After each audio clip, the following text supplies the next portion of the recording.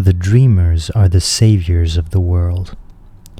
As the visible world is sustained by the invisible, so men, through all their trials and sins and sordid vocations, are nourished by the beautiful visions of their solitary dreamers. Humanity cannot forget its dreamers. It cannot let their ideals fade and die. It lives in them. It knows them as the realities which it shall one day see and know. Composer, sculptor, painter, poet, prophet, sage. These are the makers of the afterworld, the architects of heaven. The world is beautiful because they have lived. Without them, laboring humanity would perish. He who cherishes a beautiful vision, a lofty ideal in his heart, will one day realize it. Columbus cherished a vision of another world and he discovered it. Copernicus fostered the vision of a multiplicity of worlds and a wider universe, and he revealed it.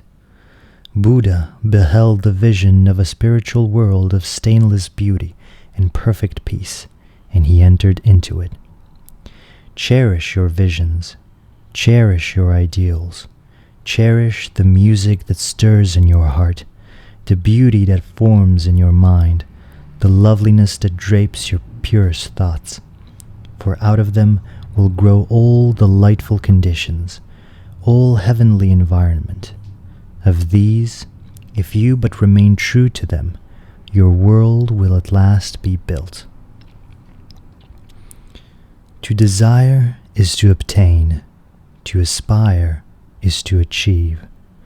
Shall man's basest desires receive the fullest measure of gratification, and his purest aspirations starve for lack of sustenance?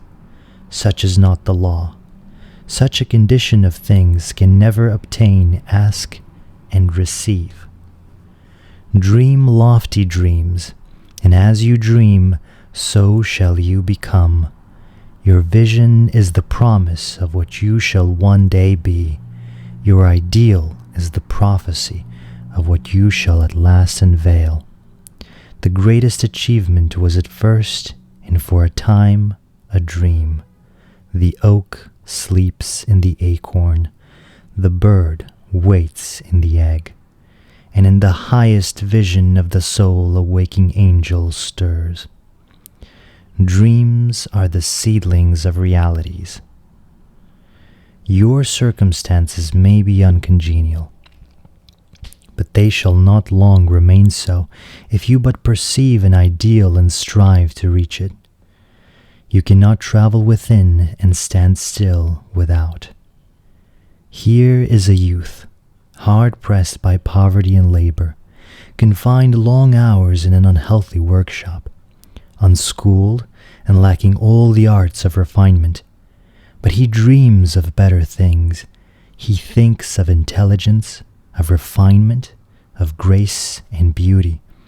He conceives of, mentally builds up, an ideal condition of life. The vision of a wider liberty and a larger scope takes possession of him. Unrest urges him to action, and he utilizes all his spare time and means, small though they are, to the development of his latent powers and resources. Very soon, so altered has his mind become that the workshop can no longer hold him. It has become so out of harmony with his mentality that it falls out of his life as a garment is cast aside. And, with the growth of opportunities which fit the scope of his expanding powers, he passes out of it forever. Years later, we see this youth as a full-grown man. We find him a master of certain forces of the mind, which he wields with worldwide influence in almost unequaled power. In his hands he holds the cords of gigantic responsibilities. He speaks, and lo, lives are changed. Men and women hang upon his words and remold their characters, and, sun-like, he becomes the fixed and luminous center around which innumerable destinies revolve. He has realized the vision of his youth. He has become one with his ideal. And you too, youthful reader, will realize the vision, not the idle wish, of your heart, be it base or beautiful, or a mixture of both. For you will always gravitate toward that which you, secretly, most love. Into your hands will be placed the exact results of your own thoughts. You will receive that which you earn, no more, no less. Whatever your present environment may be, you will fall, remain, or rise with your thoughts, your visions, your ideal. You will become as small as your controlling desire, as great as your dominant aspiration.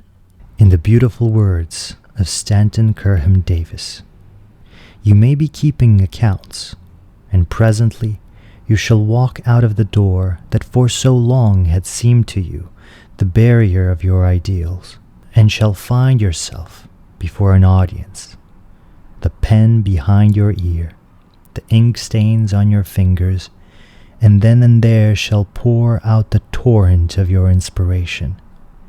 You may be driving sheep, and you shall wander to the city, bucolic and open-mouthed, shall wander under the intrepid guidance of the Spirit into the studio of the Master. And after a time he shall say, I have nothing more to teach you. And now you have become the Master, who did so recently dream of great things while driving sheep.